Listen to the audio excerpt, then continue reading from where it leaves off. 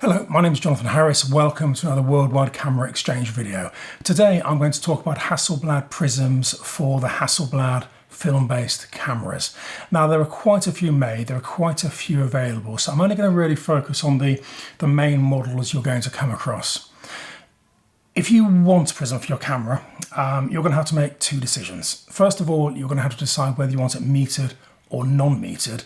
You're then going to have to decide whether you want your prism to be a 45-degree prism, so you look down at it like this, or 90-degree prism, so you hold the camera up at eye level like this. Hasselblad make metered and non-metered prisms in both the 45-degree and the 90-degree format. So, first of all, let's just look at the most common prisms, the 45-degree prisms. This is a 45-degree prism. As I said, when it's mounted to the camera, you look down slightly. That makes it much more comfortable in use, and it's much easier to mount to a tripod. But the slight disadvantage with that is if you decide to use a 6x4 back, a 6x4.5 back, so a rectangular format instead of the standard square format, then you'll have to turn the camera through 90 degrees. So if you want to go from the standard horizontal landscape to the vertical portrait, you've got to turn the camera through 90 degrees. And when you do that with a 45-degree prism, it becomes just impossible to look through the viewfinder. So if you are using non-square format backs, your only option is the 90-degree prism. So do bear that in mind. Going back to the 45-degree prism, as I said, this is the one that most people would go for. There are some early pre-1980s prisms. Some were metered, some weren't. I'm just going to drop some pictures in now of the earlier pre-1980s prisms. Now, I wouldn't recommend the early metered prisms at all, because they're early electronics, and if you talk about electronics that are 40 or 50 years old, you really can't expect it to perform perfectly today, and unsurprisingly, it doesn't perform perfectly today. So you might have one that works well, and if you have, fantastic, but the majority of early metered prisms are not likely to be particularly reliable. So I'm talking about the prisms now that really are pre-1980s. So if you're not worried about a meter, then certainly consider the earlier prisms. They do work well, not quite as well as the latest prisms, but they can be picked up relatively cheaply. So post 1980, Hasselblad introduced the PM range of prisms. So the PM range is the 45-degree metered and non-metered range of prisms. I mean, these are the ones I would generally recommend. They're available with meters and without meters. The non-metered prisms are called the PM, the PM3 and the PM5. The PM3 and the PM5 are just slightly updated, modified prisms. The PM5 is designed to work with the very last of the Hasselblad cameras with the built-in LCD display. Most people won't worry about that, so I'm not going to go into a massive amount of detail.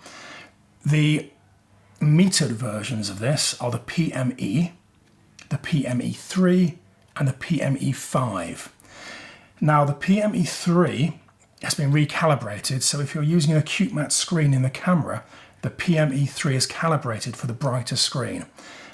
The PME5, again as with the PM5, has a little cutout here to use with the very last Hasselblad cameras, so that doesn't impact most people. So if you're buying this style of 45-degree prism and you're not worried about the meter, then really any of them will do fine. If you want a meter and you want a 45-degree prism, then if you're using acute matte screens, go for the PME3 or the PME5. If you're using non-acute matte screens, stick to the early PME. Obviously, you can adjust the ASA dial to compensate for the fact there's more light or less light coming through the screen. That's fine, absolutely fine, but it's easier to stick to the correct prism for the correct screen. Now, that's the 45-degree prisms. If we now look at the 90-degree prisms, again, we're talking really post-1980. This is the PME90, which is the PM90, which is the most likely, which is the prism you're most likely to come across if you're looking for the non-metered 90 degree. So it's just a standard 90-degree prism, no meter built in. This is also available in the metered version, and this is the metered version. This is the PME 19. As you'll see, it's a lot more high tech. Personally, I'm not a great fan of these. I mean, if you want to worry about ambient light, if you want to worry about spot metering, if it were me, I'll go for a handheld meter. I think this is, on a Hasselblad camera, I think this is overkill. But there are plenty of people out there that still use them, and plenty of people out there that would disagree with me. So really, that's your decision. So that fundamentally is the range. So just to summarise, if you're looking at the pre-1980s prisms, so the older, more old-fashioned looking prisms, don't bother with a metered one because they're not particularly reliable, but they're good if you're not worried about the metering. Again, you have a choice of 45 or 90 degree. Post-1980s, you have this style of PM style prism, 45 degree, available with a meter, without a meter. If you're going for the meter, just bear in mind that you'll need to consider the brighter acute matte screens if you're using them. And then we have the 90 degree prisms post 1980, metered, non-metered. Personally, as I said, I'd stick to the non-metered version of that. I think they're quite nice prisms. If you want metering and if you want fairly advanced metering, then there is the PME 90 option too. So I hope that's been useful. If you have any comments, please stick them in the comments box below. Otherwise, please do subscribe and like, and I hope to see you again soon. Thank you. Bye-bye.